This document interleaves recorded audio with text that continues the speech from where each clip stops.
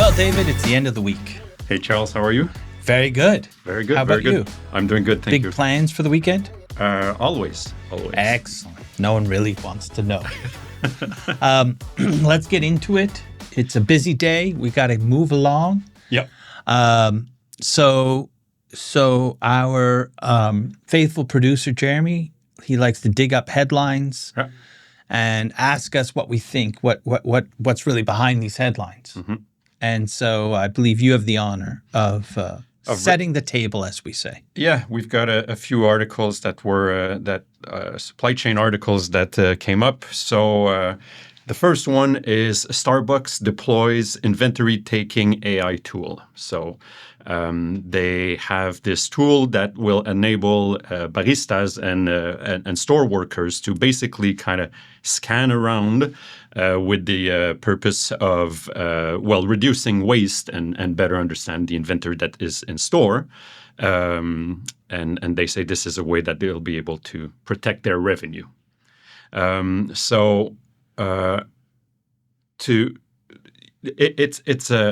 I think it's a valid point to improve the visibility of inventory in the stores. I mean, some of our clients is something that they bring up fairly regularly.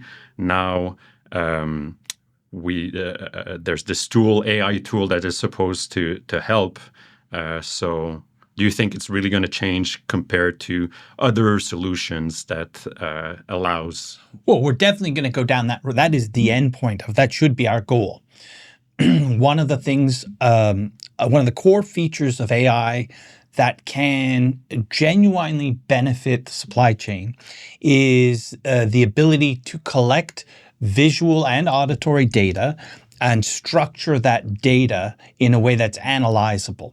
So in theory, you should be able to train an AI to take pictures of, for example, syrup bottles and be able to recognize approximately the inventory level of that caramel squirting bottle. I think what's interesting about this article is, we saw it's to protect revenue or it's to get 99% accuracy. That's not why they're doing this. They're doing this because we have a labor shortage, regardless of what anyone thinks, that isn't going to get better over the next 20 years.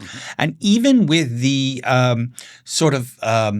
pushback on aggressive immigration, okay, even if we eliminated that and we went back to aggressive immigration, we will not solve the problem. And folks who run quick service restaurants like Starbucks, they are at the forefront of this labor shortage problem.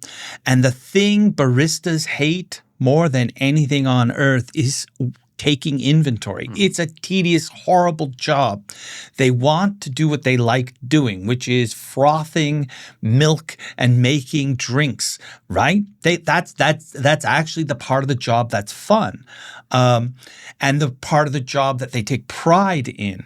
So it is recognized across the quick service industry that you've got to eliminate inventory as a job in the restaurant. And this is one way to do it. It seems to me the most logical way. How good it will work on day one, who knows? But I'm happy Starbucks is taking this step. And it's not the purpose is obviously data accuracy is very important, but here, as you say, we're not. The number one goal is not to be as precise as possible, but really to free up time of these data accuracy, inventory accuracy in the stores on a ham sandwich is not as critical as people might think. It's not. Banks aren't lending you a line or giving you a line of credit or credit facility based on the fact that you got 6 ham sandwiches in Sacramento. Fair enough. That is not how it works. All right, next article. How a chief product officer thinks about AI in the healthcare supply chain. C-level executive in healthcare are looking at AI not just for efficiency, but growth and risk management. So one statement, one of these C-level executives said, using AI-powered technologies can anticipate supply chain disruptions, prioritize them in order of most critical, and identify substitutions. hospital can be better equipped to provide effective patient care. Yeah, I don't even care what the key takeaway or talking points are from this article. So I like the fact that we have both these AI articles, right? The Starbucks AI article is real. That is absolutely good. And remember, all the links are there. You read them yourselves, draw your own conclusions. But I don't know that Starbucks is going to have a supermassive success immediately, but I think that this is relatively simple and emphasis on relatively and very much focused on what AI can actually deliver. Then I get some chief product officer of a healthcare supply chain saying things, silly things like we're going to figure out using AI, we're finally going to figure out what needs there are for equipment in a hospital. That's just ridiculous. And improve patient safety. Yeah, and I read one of the comments was about guaranteeing the cold chain for sensitive drugs. Hey, thermostats do that.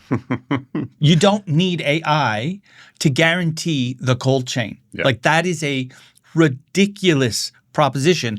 And this is the part of the AI to me that is the hype cycle.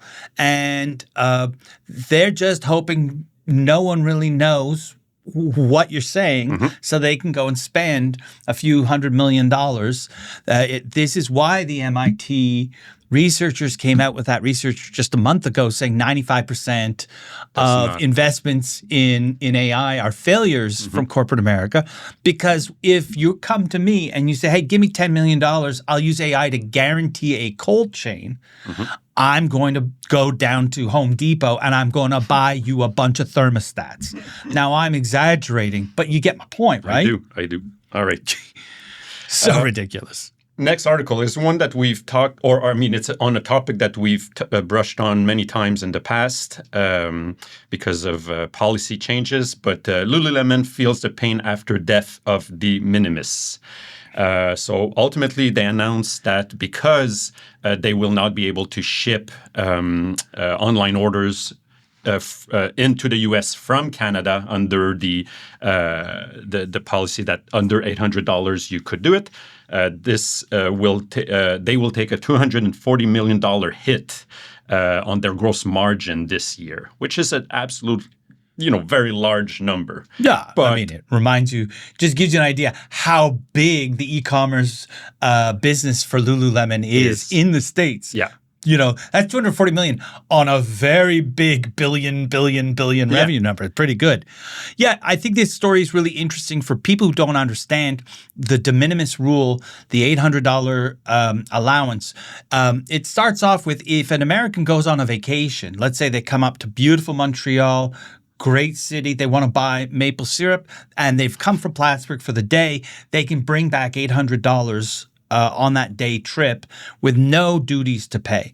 And that created a situation where you could online order from other countries. China and Chinese companies like Temu and Shine took massive advantage of that and are shipping or very, very huge volumes into the United States. A single order. Yeah, and this is hurting. And we know that Tijuana's logistics and industrial parks are all companies who are shipping into the United States using this de minimis, call it a loophole. And now that the United States has shut that down, well, everybody's going to feel some pain, including many small businesses in Canada. And there's a lot of griping. I do want to point out an irony. When in 2017 and 2018, we were negotiating the USMCA agreement, the American government was pushing Canada to raise our de minimis to $800 so that it would be equal on both sides. And Canada refused. So it's sort of like, what the Americans are doing now are just level setting their de minimis to ours. So, if I'm Lululemon, I should be lobbying the Canadian government, because we could have had a carve out from this de minimis rule. We could have been the exception had we just accepted that David and Charles sometimes like to go to Burlington, Vermont, and it would be nice to bring some Bennington pottery back with on a day trip without paying, 30-40% duties on that. Am I wrong? No, you're right. There we go. So is Lululemon in trouble? How are they going to address No, that? they're just going to move. They're going to move that e-commerce business to the United States. The United States. And it's going to cost a little bit more because they were taking advantage of a wage disparity between U.S. and Canadian workers. Yep.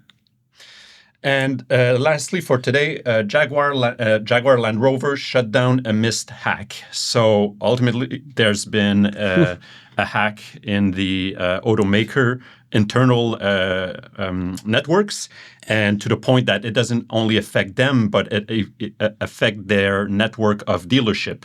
Basically, the whole network of orders and delivering cars and selling cars came to a halt. Again, pointing out that IT security can be quite disruptive to your supply chain. It's crazy. Yeah. I mean, suppliers weren't getting orders. So just in time, we got the automotive supply chain all across the planet is so finely tuned to down to the minute.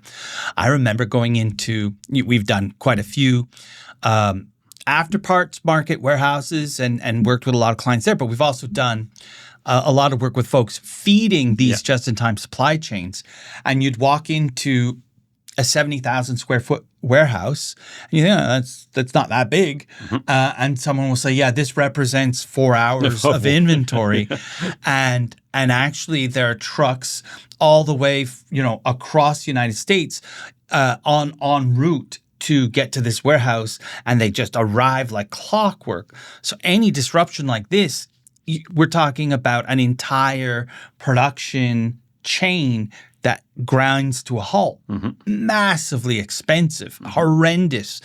So, I know hacks will happen, but obviously this is going to cause everybody to take a second look at their systems. Hey, we should do that to make sure we. No, but it is true. I mean, I made that joke, but it is amazing the lengths that we need to go to for ourselves to be highly secured. I think most companies our size, if they were just, I don't know, making gin or whatever, don't necessarily go to the lengths that we do, because we obviously are entrusted with highly sensitive data. So it's very bad news for Jaguar Land Rover. Almost as bad as their logo redesign. That didn't go well either. No. Well. Okay. All right. Well, I think we've done it. Thank you. Thank you. Have a great day. You too.